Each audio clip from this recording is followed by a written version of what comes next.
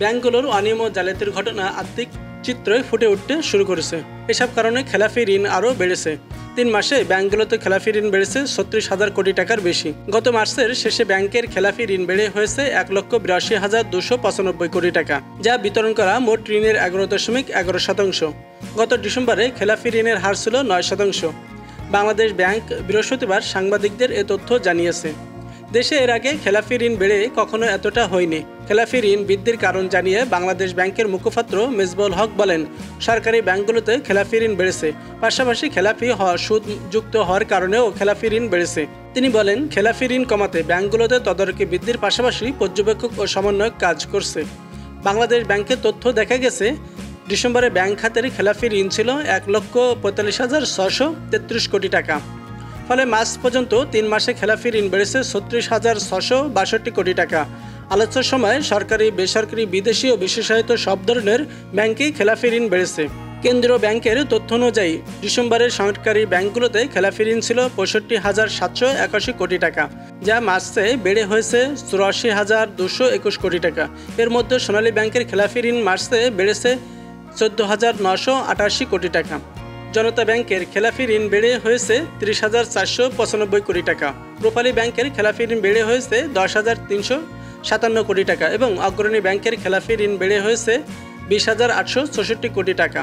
এছাড়া সরকারি খাতের বেসিক ব্যাংকের খেলাফি ঋণ বেড়ে হয়েছে 8,297 কোটি টাকা এবং বাংলাদেশ ডেভেলপমেন্ট ব্যাংক পিএলসি খেলাফি ঋণ 883 কোটি টাকা। ডিসেম্বরে সরকারি ব্যাংকগুলোর বিতরণ করা ঋণের 20.99% খেলাফি ঋণ ছিল, যা মার্চে বেড়ে হয়েছে 27%। বেসরকারি ব্যাংকগুলোতে ডিসেম্বরে খেলাফি ঋণ ছিল 70,981 কোটি টাকা, যা মার্চে বেড়ে হয়েছে 88,900 কোটি টাকা। ডিসেম্বরে বেসরকারি ব্যাংকগুলোর 5.93% ঋণ খেলাফি ছিল, যা মার্চে বেড়ে হয়েছে 7.24%।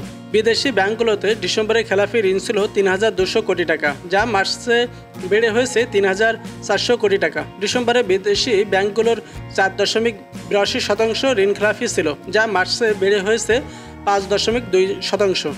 বাংলাদেশ কৃষি ব্যাংক ও রাজশাহী কৃষি উন্নয়ন ব্যাংক বিশেষত এই দুই ব্যাংকের খেলাফি ঋণ 5,669 কোটি টাকা বেড়ে হয়েছে 5,700 কোটি টাকা। সেই হিসাবে খেলাফি ঋণের হার 13.87% থেকে বেড়ে হয়েছে 13.88%।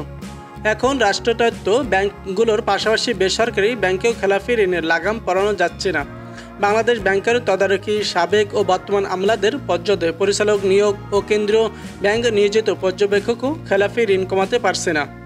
ফলে 3 মাসে খেলাফি ঋণ এত পরিমাণ বেড়েছে বলে মনে করছেন খাত সংশ্লিষ্ট ব্যক্তিরা। আন্তর্জাতিক মুদ্রা তহবিল IMF বাংলাদেশের জন্য বরাদ্দ করা $770 কোটি ঋণের শর্তের একটি হলো ব্যাংকের খেলাফি ঋণ হার কমানো। 2024 সালের মধ্যে ব্যাংক খাতের খেলাফি ঋণ 10% নামিয়ে আনতে বলেছে সংস্থাটি। তবে উল্টো এখনও খেলাফি ঋণ বাড়ছে। বাংলাদেশ ব্যাংকের কর্মকর্তারা জানিয়েছেন, ব্যাংকের বড় গ্রাহকদের প্রায় সবাই সরকারের ঘনিষ্ঠ ও বিভিন্ন পদে রয়েছেন। তাদের ঋণগুলো তদারকির বাইরে থেকে যাচ্ছে। আগে ভালো ছিল, এমন কিছু ঋণও এখন খেলাফি ঋণ হয়ে পড়ছে। খেলাফি চিহ্নিত করার নতুন নিয়মের কারণে ভবিষ্যৎ খেলাফি ঋণের পরিমাণ আরও বাড়বে বলে তারা মনে করেন।